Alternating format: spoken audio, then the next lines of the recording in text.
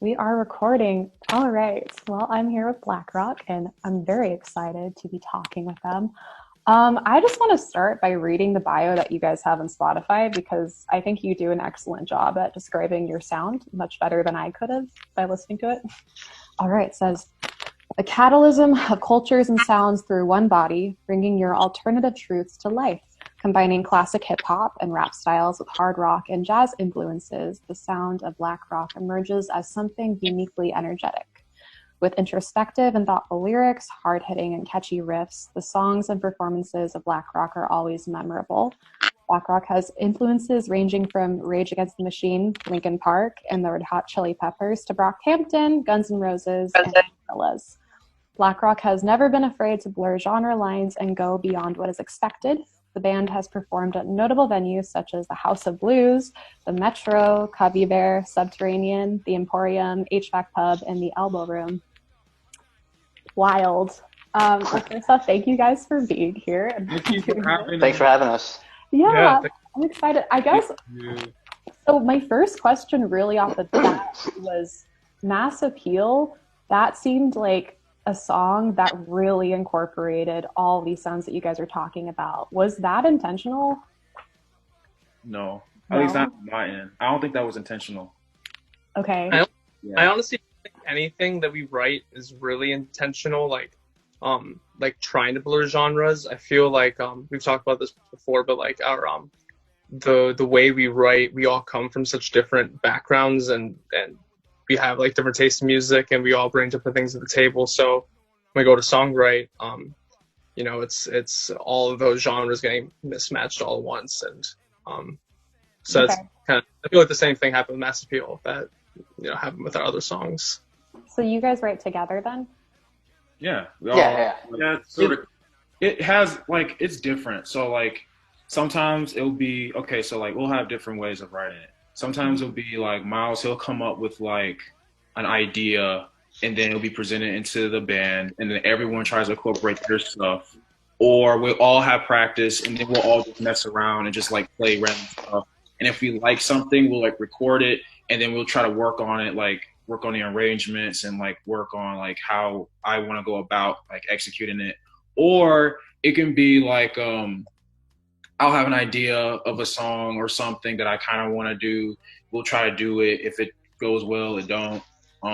Maybe like a mix of like those three things. It really depends. Like, but everyone incorporates their own into it like all the time. Though. It's not just one guy who has this entire idea and everyone just does it.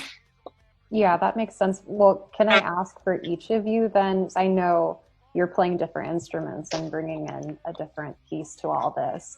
How is it personally for each of you, like coming forward with your instrument, composing all this and writing all this? I think each song is its own like timeline. The approach that comes to each song is kind of unique. And speaking to Mass Appeal was actually an idea that I had a riff, it was a really long time ago, actually. Yeah. That riff, nobody liked it. We threw it away for we threw it away for a really long time. And then I actually don't remember how it came back, but it did. Mm-hmm. And we were jamming on it, and then we were playing it at Columbia. We were in the rehearsal room, early morning rehearsal. Mm-hmm. And then we were just playing over the riff and we try to come up with different grooves that may or may not work with an idea. And then Danny and Austin and I wanted to change the groove after and drop it into something that would be an easy segue into a rap verse, which is where that comes in, and then it just kind of flows from there. So each person will kind of come in at a certain time, adding the appropriate part for what the song needs, and that seems to be how it works. Linkin Park definitely makes sense as a reference. How about the rest of you? As far as the rhythm section goes, me and Austin, I think I like to think of us as the grout for the tile pieces that we're trying to fit together. I try to follow what Miles does as far as accented hits. That one, the little transition riff going into the verse is one thing that I follow with my bass drum, for example. And then sometimes I'll follow what Austin does, and he'll follow what I do for the most part. So I really do feed off. I feed off of the accents that either Gardner or Miles will do with their respective instruments. Okay, so you're following mainly. That is cool. Yeah, I guess same for me mostly. You know, rhythm section, yeah, definitely is like my main focus. You know, and with Danny, you know, mostly just like locking down a groove and you know, maintaining that, you know, and keeping a groove and that the rest of the song, you know, that's the main goal. But bass, you know, is kind of like the bridge between like melody and rhythm. So, you know, while staying locked down, trying to like listen to Miles and play off of his melodies or the same dude. I mean, what I do a lot, I listen to Gardner and I try to play off like what he's rapping like in his accents, like Danny was saying. So I mean, yeah, definitely following as well for the most part. That's cool that you guys are able to balance that out and really follow each other. Yeah.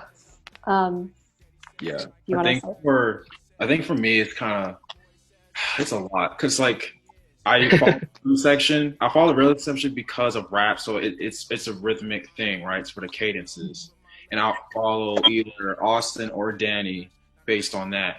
But when there's times where I need to do like a chorus, I follow Miles, and then I can either follow Austin. So, and the thing is with the songs, it's crazy because whenever like we go into practice and we do like they'll just do whatever, I always listen out to like what they're doing because I need to see exactly where I need to come in. And if there's like a certain part where I really like it, I'll just do whatever. And usually people, they respond well to it because that's what happened with Mass Appeal, I think. Because when like when we were in the music center, like you said, like no one liked it, and then like everyone started chiming in, and that's when I was saying Mass Appeal, and I was like, okay, I kind of like the song now. Yeah, it has a real groove to it. And can I just say, like, well, speaking to your rapping, the scansions just really seem, like you said, to follow more of the bass and guitar during, you know, those buildups. Like when you're just saying Mass Appeal, it's just, yeah, like you were building up right to the chorus, and what sounded very 90s hip hop suddenly is like very grunge and hard rock, and I'm here for it. Did you guys have a reason for not putting it on the EP? Our No Love for Black Kid EP? Yeah. Well, when that came out. Our Mass Appeal was created after the EP was already released. Wait, I'm confused. Was it? Well, technically, but like in Spotify, like after we reworked it. Technically, Mass Appeal came before the EP. Oh, yeah. By like Spotify's, you know, timeline, but yeah, that's true. Yeah, but the actual timeline of it, so No Love for Black Kid was recorded like before I joined the band. It was Miles, Danny, Gardner, and I'm sorry, I forget you guys' previous Mike, right? Mike, their previous bass player, and they made No Love for Black Kid. And you know, when I joined, Mass Appeal was the first song that the four of us made together as like a new or whatever, like the updated lineup, I should say. Yeah.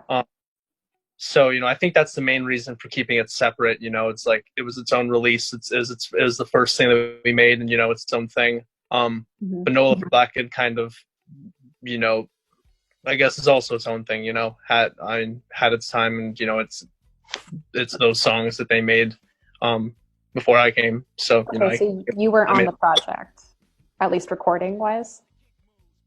On No Love for Black Kid? Yes. No. That's all. That's actually, Mike, the previous bass player, playing on that. So. I didn't know that. Okay, interesting. Yeah. Well, would you say for all of you, has your sound evolved? Yeah. I know Austin came in and that changed things. Yeah, it definitely evolved. Because Mike's, it's interesting, like when seeing, because I got introduced to Mike, and it's crazy because Mike, he's more of like a very aggressive, simplified, like not simple, but he's like a different way, like how he plays. Whereas like Austin, he's way more melodic.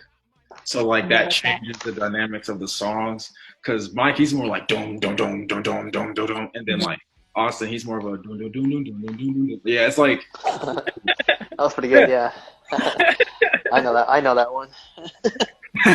My favorite jam. Okay.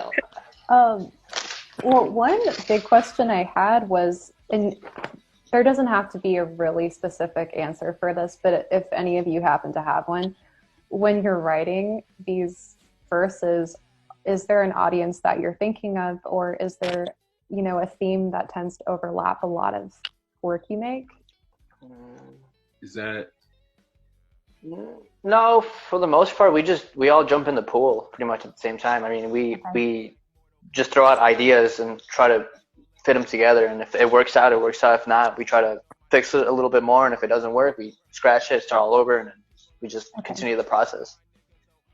Yeah, like I don't know. For me, I think that like there's always like a theme because I'm always thinking about the same stuff over time. So I mean, if you really pay attention, you kind of get an idea of like what's been on my mind. Yeah, written. It seems like you're, from what I've heard at least, and you can stop me anytime, but it seems like the music is coming from a place of wanting a broader audience to just understand your perspective and maybe feeling a bit like the underdog. I don't know. That's the impression I got. Oh no, that's one of the many impressions. That's probably like the most accurate. Yeah. Okay, cool. Well, since we have about 10 minutes left, a little less, I would love to go a little bit into the Never Have I Ever, and then let you guys finish off with any closing statements, if you're good with that. Yeah. Okay. 5 fingers up, everybody. Let's get this going. Great. I'm not going to do this because I don't know how to rap. So, never have I ever forgotten my own lyrics. Does this apply to drummers? I mean, it can. If you're saying it in your head, I don't know. Wait, if you have done it, you put your finger down there. Yes, if you have done any of these. I mean, yeah, I guess I'll count. Okay. Myself, yeah. Miles, you have. You have. No, I have. When? You wrote your own lyrics before and you forgot, remember? We're talking about live performances, correct? I never specified. This is up to you guys. Put that finger down. Okay. Well, never have I ever sung or rapped my music in the shower. Oh, wait, no, I have. 100%. I'm not that serious. I've not done that. You haven't done it? Okay. I've done it. Wait, is it still our music? Or is it? Oh, have I? No, I don't think so. Okay. Never have I ever played a song written for somebody while that person was in the room. I guess this could be a group of people, too. Ooh, I saw. You said what? So never have I ever played a song that I wrote for somebody while that person was in the room. Oh, no. Wait, no. Okay. I got some college girlfriend shit going on over here. Austin has some tea piping over there. Never have I ever had a song written about me. That's a lie. No? Miles is winning this. Wow. Where's Miles at? I never do anything. Okay. Never have I ever had somebody mispronounce either my name or group of band at a show booking. Like, if someone said, like, I don't know how you could pronounce Blacrock a different way. Maybe someone thought the T was a G. No, I don't think it's ever happened. Yeah, I don't think so. That's a good thing. People just write it wrong, I think. Yeah, they write it wrong. Okay. Okay, we'll say that counts too. Never have I ever been asked to borrow equipment from another act at a show. That's like guilty. That would bring fingers down. Miles, why did you suddenly put 3 fingers down? It happens more than I wanted. Oh, okay, I see. Never have I ever been recognized by someone I haven't met personally. Oh, shit. Oh, yeah, that's for sure. That's fun. Wait, really? Yeah. Okay. Never have I ever had a cringy bathroom situation at a venue. Cringy bathroom situation. All y'all better put your fingers down. Have we not? I don't. I keep things clean in the bathroom. But like, you've never played a show where the venue just had a really janky bathroom? I mean, yeah, I thought you mean like. Oh, not your own bathroom. I'm not insulting you right now. It's never caused me any like janky situation. Okay. That's fair. This next one might not be relevant then. Never have I ever not bothered to use said bathroom at the venue for this exact reason of it being gross. Okay. When you're at a venue and before you play, you should just use the bathroom if you have to. Gotta do it. All right. We got 2 more. Never have I ever had another group member call out. What did I say? Never have I ever called out a band member on what a song or rap is about. On my face. Yeah. That's a Gardner ones. Yeah, all right. So I think in Shutter Speed, the Randall's always snitching line. I thought you were talking about my dad. Why would I talk about your father? I don't. His name is Randall, and he's a police officer, and he said he always snitches, and it made sense. No, not your father. No, not your dad. No. All right. I mean, you clarified it back then, but I did. Yeah, I had to ask because I was curious. Dang. Well, cool. Last one, and this was really just because I have thought this, especially listening back to No Love for Black Kid. So never have I ever been told that my music reminds someone of Tupac.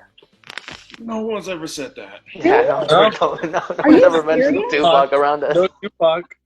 Okay, well, you all can put down your fingers now because I'm telling you right now. Really? You think it reminds you of Tupac? A little bit. Okay.